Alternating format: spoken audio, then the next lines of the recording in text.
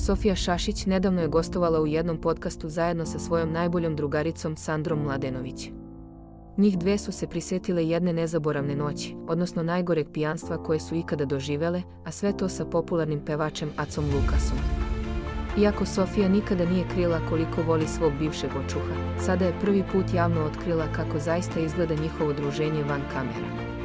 Sandra je odmah preuzela riječ i podsjetila publiku da je Sofijin tata Željko Šašić, a očuh joj je jedan jedini Aca Lukas.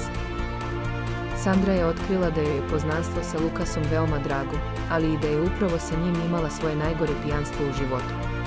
Terao ju je, kako kaže, da rakiju gasi vodkom i u jednom trenutku je samo ostala ispred hotelske sobe jer nije mogla da hoda.